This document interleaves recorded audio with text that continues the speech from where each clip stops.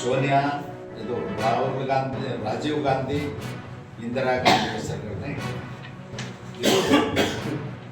ಅವರ ಮನಸ್ಸು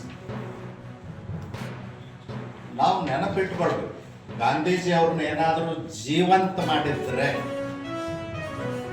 ನರೇಂದ್ರ ಮೋದಿಜಿ ಅವ್ರ ಯಾಕೆ ಮಾತನ್ನು ಹೇಳ್ತೇನೆ, ಸ್ವಚ್ಛ ಭಾರತ್ ಮಿಷನ್ ತಗೊಂಡು, ಸ್ವಚ್ಛ ಭಾರತ್ ಮಿಷನ್ ಯಾರ ಆಶಯಕ್ಕೆ ಅನುಗುಣವಾಗಿದ್ದು ಮಹಾತ್ಮ ಗಾಂಧೀಜಿಯವರ ಸ್ವಚ್ಛ ಭಾರತ ಮತ್ತು ಗ್ರಾಮಗಳ ಅಭಿವೃದ್ಧಿ, ಗ್ರಾಮಗಳ ವಿಕಾಸ ಆಗಬೇಕು ಅನ್ನೋದು ಮಹಾತ್ಮ ಗಾಂಧೀಜಿಯವರು ಮಾತನಾಡಿ ಜೀವಿತ ಕಾಲದಲ್ಲಿ ನಾವು ಈ ದೇಶಕ್ಕೆ ಸ್ವಾತಂತ್ರ್ಯ ಪಡ್ಕೊಂಡ ಮೇಲೆ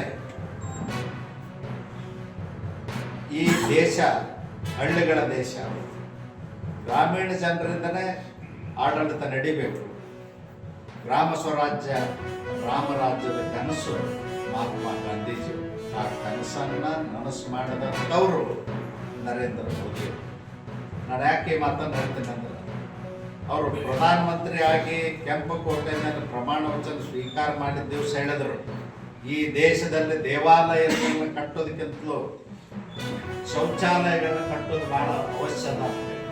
ಬರೀ ಭಾಷಣ ಮಾಡಲಿಲ್ಲ, ಒಂದು ಆದೇಶ ಮಾಡಿರಲಿಲ್ಲ. ಈಗಾಗಲೇ 13 ಕೋಟಿ ಶೌಚಾಲಯಗಳನ್ನ ದೇಶದಲ್ಲಿ ನಿರ್ಮಾಣ ಮಾಡಿ,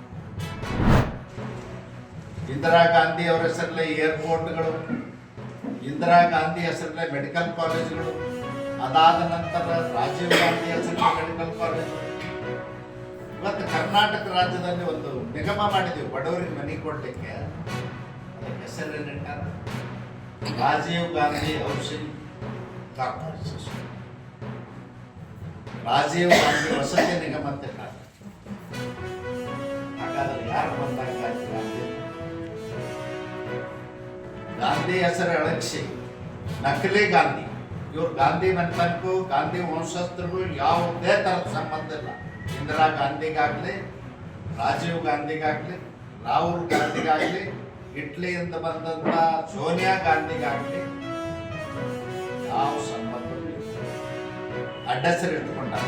ಈಗ ಹಂಗೆ ನಾವು ಕಾರಜೋಳ ಅಂತ ಅಡ್ಡಸರು ಇಟ್ಕೊಂಡಿರ್ತೀವಿ, ಹಂಗೆ ಅಡ್ಡಸರು